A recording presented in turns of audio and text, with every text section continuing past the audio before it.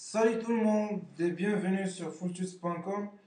Dans le dernier tutoriel, on a vu on a vu les principes de base de la programmation iPhone, comment créer un bouton, comment détecter son événement. Aujourd'hui, on va voir d'autres composants graphiques. Ce tutoriel aussi sera une introduction à la notion de delegate.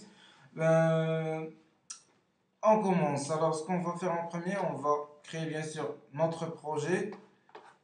Comme toujours, Single View Application. Next, on va nommer notre projet.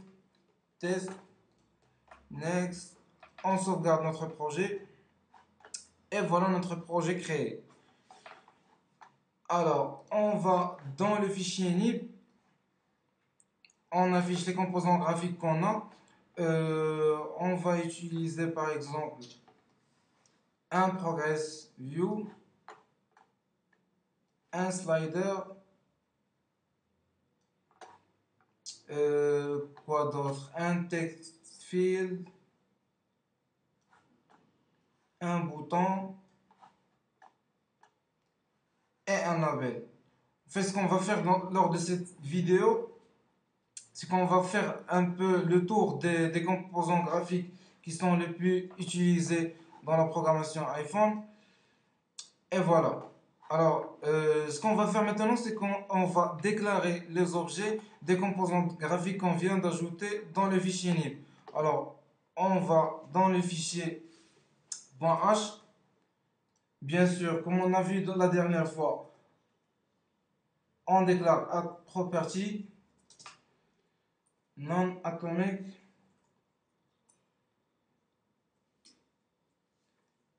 retain. On va déclarer le progress view qu'on a ajouté dans le fichier NIB. Bien sûr, IV outlet pour pouvoir le lier. UI progress view. On va le nommer par exemple prog.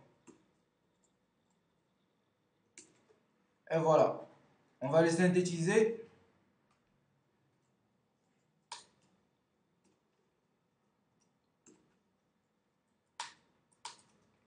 Ok. Alors, ce qu'on va faire maintenant, c'est qu'on va ajouter une méthode qui va être liée au slider. Elle va retourner bien sûr un IV action. On va l'appeler par exemple slider move. Alors, ce que va faire cette méthode, c'est que à chaque fois on va bouger le curseur du slider qu'on a ajouté dans le fichier NIB, cette méthode va être appelée. En fait, elle va détecter le mouvement du slider. En même temps, elle va nous permettre d'avoir la valeur du slider et en même temps, on va faire le traitement de notre choix. Alors, puisque cette méthode elle va être appelée depuis le slider, ou plutôt, ce paramètre-là, il pointe sur l'objet qui a appelé cette méthode. Alors, dans notre cas, c'est l'UI slider, donc on le déclare de type UI slider. Bien sûr, ce sera un pointeur. Alors, ce qu'on va faire lors du mouvement du slider, c'est qu'on va en même temps changer la valeur du progress view qu'on a déclaré ici. Alors, ce sera prog set progress. Alors, la méthode set progress, elle reçoit en paramètre un attribut de type, ou plutôt un paramètre de type float. Alors, cette variable-là, elle varie de 0 à 1. Alors, 0 pour quand le progress view est vide et 1 quand il est plein. Alors, on va lui donner en paramètre sender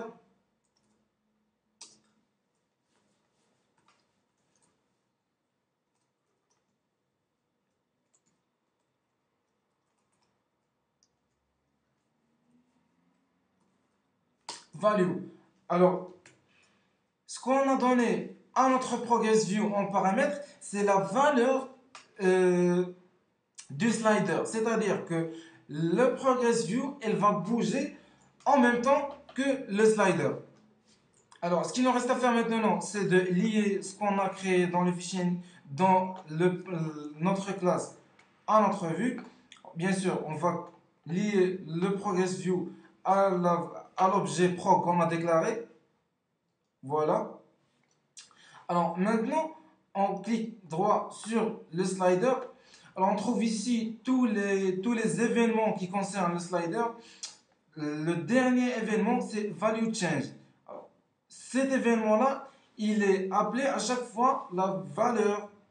À chaque fois, on bouge le slider, cette fonction-là, elle va être appelée. Alors on va la lier à la fonction qu'on a déclarée, qui est slider move. Et voilà, on teste. On enregistre commande S et on exécute avec commande R. Bien sûr, soit commande R, soit on appuie sur le bouton Run.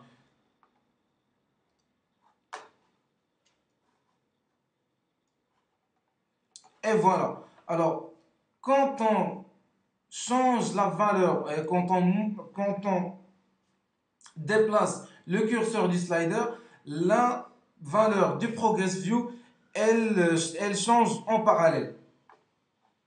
Alors maintenant, on va voir les autres composants. On va voir par exemple le text field. Alors bien sûr, on doit le déclarer. On va déclarer notre text field et le label. Bien sûr, juste pour ne pas avoir à retaper le code, je vais copier l'ancienne déclaration. UI text field. On va le nommer par exemple input.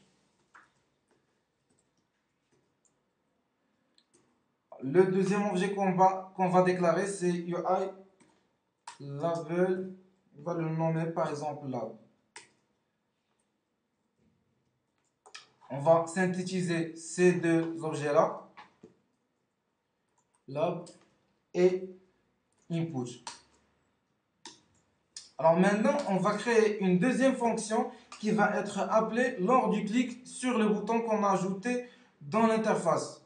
Bien sûr, comme la dernière fois, cette fonction-là, elle va retourner un IB action. On va l'appeler par exemple click. Et voilà. Alors, lors du clic, le label, plutôt le texte qui est dans le label, et il va prendre la valeur du texte qui est écrit dans le text field qui est input. Alors, ce sera lab.text égale à input.text.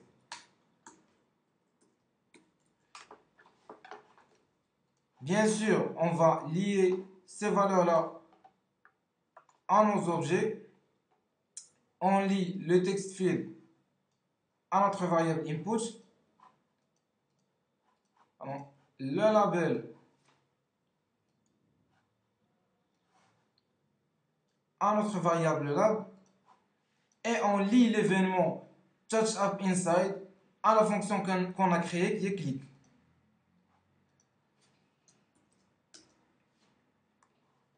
Bien sûr, on doit stopper l'ancienne exécution qui était en cours.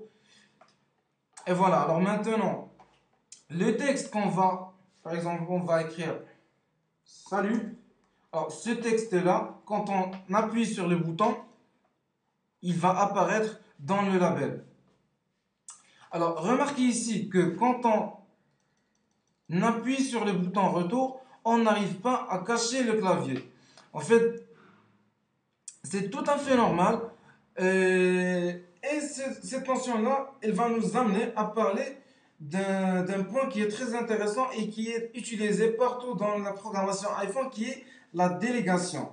Alors, pour pouvoir cacher le clavier, ou plutôt pour pouvoir capter l'événement du clic sur le bouton Return, on doit utiliser ce qu'on appelle les délégués.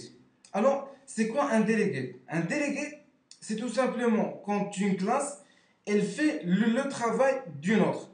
Ou une classe est définit le contenu d'une méthode d'une autre classe. Alors, pour simplifier, on va voir l'exemple qui est entre nos mains. Normalement, quand on appuie sur le bouton Return, c'est une méthode de la classe UITextField qui est appelée.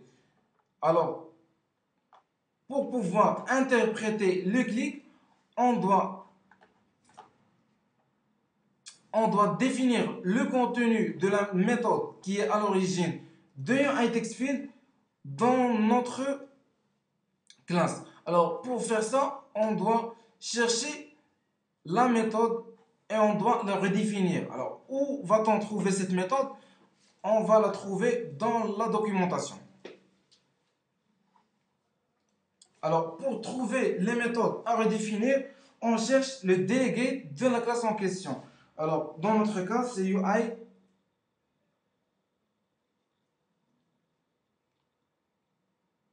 avant sa plante. Et voilà, UI text. UI text field delegate. Alors, on trouve ici toutes les méthodes qu'on peut redéfinir. Et parmi ces méthodes-là, on trouve TextField should return. En fait, cette méthode-là, elle est appelée quand on clique sur le bouton retour. On va la copier et on va la coller dans notre code. Et voilà. Alors, il nous reste une seule chose à faire, c'est de autoriser notre classe qui est ViewController à faire le travail du TextField. Alors, pour faire ça, on délègue. Voilà, en fait, pour indiquer qu'on a le droit d'interpréter l'événement return et de modifier le code du délégué qu'on vient de copier, on doit indiquer qu'on autorise la délégation depuis la classe UITextField. Et voilà. Alors, ce qu'il nous reste à faire maintenant, c'est de fermer le clavier une fois le bouton retour est cliqué. Alors, pour faire ça, rien de plus simple. On appelle la méthode input. En fait, la méthode de l'objet input qui est resign first responder. Et voilà. En fait, bien que cette méthode, elle fait bien autre chose que fermer le clavier, mais ce qu'on doit retenir, c'est que cette méthode, elle ferme le clavier quand il apparaît. Alors, ce qu'il nous reste à faire maintenant, c'est de tester. On exécute.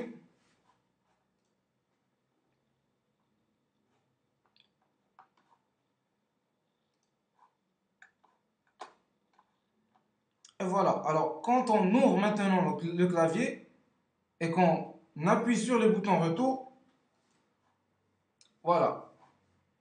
On arrive à le fermer.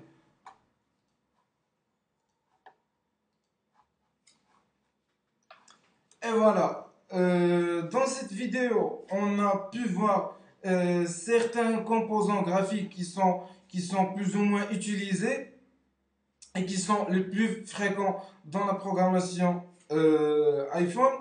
Parmi ces composants-là, on a vu le Progress View, le slider, le UI slider, les labels, le bouton, le text field. On a parlé un peu de la notion de délégation. En fait, si vous avez toujours des ambiguïtés là-dessus, en fait, c'est normal. C'est pas évident à retenir du premier coup.